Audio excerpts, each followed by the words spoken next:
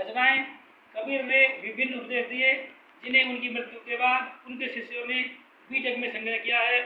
इसके 3 भाग हैं। कबीर की साखियाँ दोहों के रूप में हैं। उसमें सैद्धांतिक उपदेशों और समाज सुधार संबंधी शिक्षा की प्रधानता है।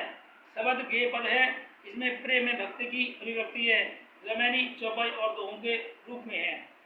भाषा शिक्षण के कौन कौन से कौशल हैं, किन्हीं 2 कौशलों के उद्देश्य को लिखिए।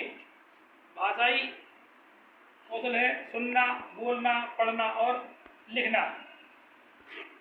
वाचन पढ़ने के उद्देश्य, वाचन द्वारा शुद्ध उच्चारण का अभ्यास, अर्थ ग्रहण की क्षमता उत्पन्न करना, ऐसी क्षमता उत्पन्न करना कि बालक पाठ पढ़कर भाव समझ सके। आत्मसात किए गए विषय को बालक दूसरों को भी समझ सके, ऐसी योग्यता उत्पन्न करना। लिखने के उद्देश्य, भावों और विचारों को अभिव्यक्त करने की योग्यता प्राप्त करना, शुद्ध वर्तनी में लिखने की योग्यता प्राप्त करना, विराम चिन्हों को उचित प्रयोग करने की क्षमता का विकास, व्याकरण संबंधी शुद्ध भाषा का प्रयोग करने की क्षमता का विकास।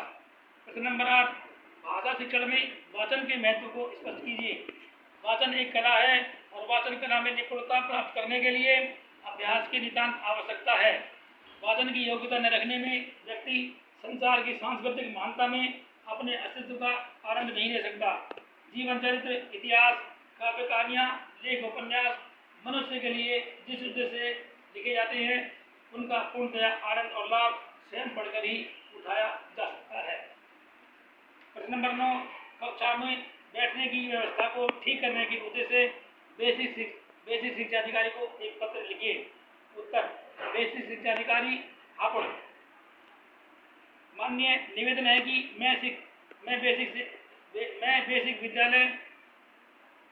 विद्यालय का नाम की कक्षा 5 का छात्र हूँ। यह कक्षा में बालकों के बैठने की व्यवस्था बिल्कुल उचित नहीं है। कक्षाएं कम होने के कारण हमें कभी ऊंची कक्षाओं के छात्रों के साथ बैठा दिया जाता है, तो कभी नीची कक्षा के छात्रों के साथ बैठा दिया जाता है। कभी कभी तो खुले मैदान में भी कक्षा लगाई जाती हैं। अतः आपसे विनम्र निवेदन है कि कृपया इस ओर विशेष ध्यान देकर कक्षा में बैठने की व्यवस्था ठीक करवाने की कृपा करें। प्रार्थी, अपना नाम। प्रश्न नंबर 10, जीवनी और आत्मकथा में अंतर कीजिए। जीवनी एवं आत्मकथा में मूलभूत अंतर लिखिए। उत्तर है इसका, जीवनी और आत्मकथा में अंतर। किसी कवि या लेखक का जन्म कहाँ और किस परिवार में कब हुआ था, उसकी शिक्षा प्राप्ति के उपरांत उसने हिंदी साहित्य के लिए क्या योगदान दिया, अर्थात उसकी रचनाएं आदि का विवरण, साथ ही हिंदी साहित्य सेवा से प्राप्त उपाधियों आदि का विवरण। इसके उपरांत हिंदी साहित्य में उनके योगदान हेतु स्थान और अंत में देहावसान कब हुआ। उपयुक्त विवरण जीवनी के अंतर्गत आता है। आत्मकथा में किसी साहित्यकार द्वारा किसी विशेष विषय पर लिखा विवरण, जिसके अंतर्गत अपने जीवन पर आधारित घटना विशेष का वर्णन करते हैं। ये था आज के लिए लघु उत्तरीय क्वेश्चन हिंदी पेपर के लिए। कल मैं आपसे फिर मिलता हूँ नई वीडियो नए टॉपिक के साथ। धन्यवाद।